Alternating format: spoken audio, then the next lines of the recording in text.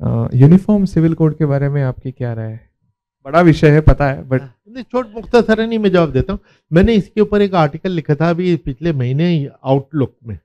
Outlook ने एक special issue uniform civil code पे निकाला था। बड़े लंबे लंबे उसमें कई आर्टिकल हैं, लेकिन एडिटर मेरे पीछे पड़ा रहा और उसने एक बड़ा इंटरेस्टिंग बात की। परशुगर था, उसने कहा कुरैशी मैं तुम्हारे आर्टिकल में इसलिए इंटरेस्टेड हूँ कि तुम बहुत सिंपल लैंग्वेज में लिखते हो, बड़ी क्लैरिटी होती है उसमें कि तुम जो तुम्हारा वर्जन है, लेकिन मेरा ये सब्जेक्ट था नहीं।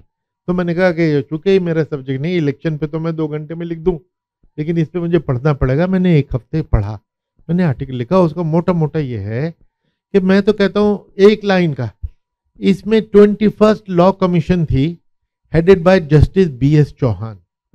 Justice Balbir Singh Chauhan was the second senior most जज of the supreme court, handpicked by prime minister Modi. And इनको ये टास्क दिया गया कि इसका फॉर्मेट लेके आओ कि किस तरह यूनिफॉर्म सिविल कोड बना के लाए। मैं कहता हूं उनकी रिपोर्ट पढ़ लीजिए और जो उन्होंने कहा है बस वो कर दीजिए, कुछ नहीं। लेकिन मुख्तसरन बता दो उन्होंने क्या कहा।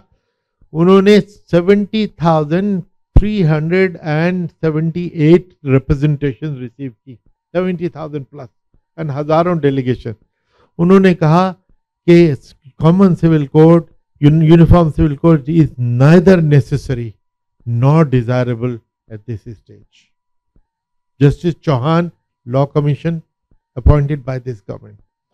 दूसरे है कि you are talking of uniform civil code in the name of unity of the country, it will lead to disunity of the country.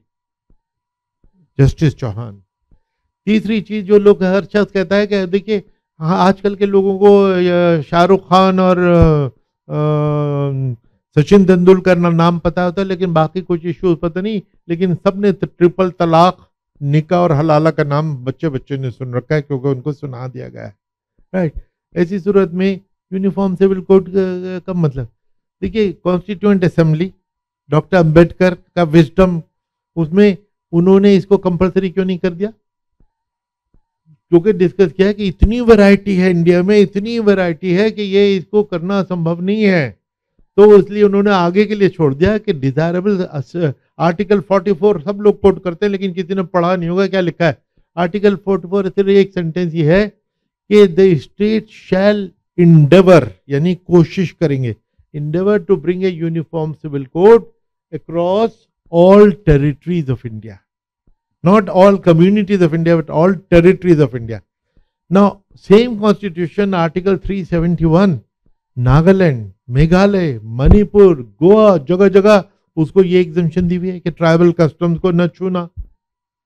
तो क्योंकि आप छू के देखिए, आज छू के देखिए, होने वाला नहीं है, क्योंकि north east is already burning, वहां पे आप और ये जला दो। ये जस्टिस चौहान ने ये हमको कॉशन बता दिया। दूसरे एक जो इसके लिए जो आम आदमी के मैन इन द स्ट्रीट का डिमांड है ना कि कन्फर्म कि how can we have 2 laws कि इनको 4 बीमे अलाउड है। अगर ये कह दिया जाए कि 4 बीमे सबको अलाउड है तो सब खुश हो जाएंगे, सबको अलाउ कर दो, चलो यूनिफॉर्म हो गया सिविल कोड। तो ये भी इन्होंने लॉ कमीशन ने लिखा है कि भाई यहाँ पॉलीगेमी तो इंडिया में, मैंने भागवत जी को भी ये बताया, अपनी किताब दी थी और एक बुकलेट है जो आज बाहर रखी हुई है वो देंगे, कि उसमें मैंने कहा कि साहब पॉलीगेमी तो इंडिया में संभव ही नहीं है, इक्का दुक्का अगर है वो छोड़ के, लेकिन वो कैसे? मैंने कहा जेंडर रेशो 1000 मर्दों के मुकाबले में 940 औरतें, यानी 60 लोगों को तो पहली बीवी नहीं मिलेगी, तो मुझको दूसरी कहां से मिल जाएगी? तो उस पर बड़े हंसे वो।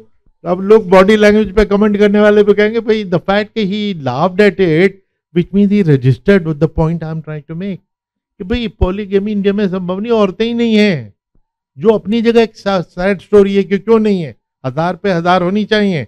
लेकिन चलिए वो छोड़िए, तो पॉलीगेमी की इन्होंने फिगर दिए कि सबसे ज्यादा पॉलीगेमी अभी भी लॉ कमीशन ने कोट की है, पुरानी एक स्टडी जो मेरी किताब में भी थी, ट्राइबल्स में 15.25%, उसके बाद बुद्धिस्ट, उसके बाद जैन, उसके बाद Hindus 5.8, Muslim 5.7। The least polygamous are the Muslims. अब देखिए यहाँ आयरनी कि मैं पॉलीगेमस नहीं हूं, लेकिन इस राइट के लिए लड़ने मरने को तैयार हो जाऊंगा। तो मैं मुसलमानों से कहता हूं कि भाई अगर तुम करते ही नहीं हो तो तुम ही डिमांड करो पॉलीगेमी बैन करो। तो बाकी सब भाग जाएंगे ये सुन के कि ये क्यों बैन करा रहा है, तो गुरु को चक्कर है। तो 22 मुस्लिम कंट्रीज में बैंड है, हमारी क्यों नहीं हो सकती? तो लेकिन ये इशू ही बड़ा बेसिकली झगड़ा पोलराइज करने के लिए लोगों के। अब एक बहुत बड़े नेता ने कहा कि देखो एक परिवार में कोई बच्चे हैं, ये है वो है, उनको के साथ क्या अलग अलग आप भेदभाव कर सकते हो? भाई उसका जवाब किसी ने ये कहा कि उसी परिवार में एक 6 महीने का बच्चा है, एक 8 साल की लड़की है, एक 15 साल का लड़का है, एक बुढ़ा है, क्या सबको एक ही कपड़ा पहनाओगे? सबके खाना भी अलग होगा, सबका कपड़ा भी अलग होगा, उसी हाउस में सबके लिए अलग अलग। बिकॉज ये तो नहीं है कि नहीं बिल्कुल वो करना है, इक्वालिटी करनी है, सबको छोटे साइज का ही ड्रेस पहनना है या बड़े साइज का पहनना है, ये तो नहीं है। तो ये तो कॉमन सेंस की चीज़ है। तो इसलिए जस्टिस चौहान की रिपोर्ट को पढ़ लीजिए, उन्होंने जो किया है उसमें उनका विजडम इंटेंशन थी कि इन्फोर्स कराने की, नतीजा कुछ और निकला जब उन्होंने इतना देखा कि भाई देश के हित में ये, क्योंकि अगर क्या होता तो कॉन्स्टिट्यूशन ने कर दिया होता। 5 बार सुप्रीम कोर्ट में जा चुका है, सुप्रीम कोर्ट स्टेट की तरफ फेंक देती है कि भाई अभी तक आपने नहीं किया, what is this dead letter, क्योंकि स्टेट के लिए भी इतना आसान नहीं है, आसान होता तो कर चुके होते। और लेटर ट्राई, पर इसमें कंसेंसस का जरूरी है, इतनी वैरायटी। अब मैं देखिए, मेरा निकाह होता है, आप फेरे करते हैं, ये पर्सनल लॉज ही तो हैं, किसको तकलीफ है इसमें? आपके फेरे से मुझे कोई तकलीफ नहीं, मेरे निकाह से आपको कोई तकलीफ नहीं होनी चाहिए। मैं नीचे दबा दिया जाऊंगा, आप जला दिए जाएंगे, ये भी तो पर्सनल लॉ है, किसको तकलीफ है इसमें? किसी को नहीं। बेसिकली पर्सनल लॉ ज्यादातर यही है। तो ओनली थिंग इसमें जो जस्टिस चौहान ने बात की है और मैंने आर्टिकल में भी कही है कि इसमें जो इनइक्वालिटी है, अगर औरतों के साथ डिस्क्रिमिनेशन हो रहा है, उसको ठीक करना चाहिए, और वो with in the same community, with in the same law करना चाहिए। इस्लाम में रिफॉर्म मुसलमान ही करे, हिंदूज में रिफॉर्म हिंदू करे, ये स्पिरिट होती है। बाहर से कोई थोपने की कोशिश करता है, इसको मिसअंडरस्टैंड किया जाता है, उससे बिटरनेस होती है। तो ये reform with in the community. अब ट्रिपल तलाक की बात जब हो रही है, मैं इसके बिल्कुल खिलाफ था। जब ये सुप्रीम कोर्ट के फैसले थे 10 दिन पहले, मैं ट्विटर पे, आप में से कितने लोग ट्विटर पे हैं मुझे नहीं मालूम, मैंने एक ट्वीट किया था। मुस्लिम पर्सनल लॉ बोर्ड का एक मीटिंग हो रही थी, मैंने कहा कि देखो ट्रिपल तलाक से जैसे घटिया चीज कोई नहीं है, और कुरान के खिलाफ है ये, और आप इसको लीगल जो डिक्लेयर किया वो आप इसको इलीगल डिक्लेयर कर दो।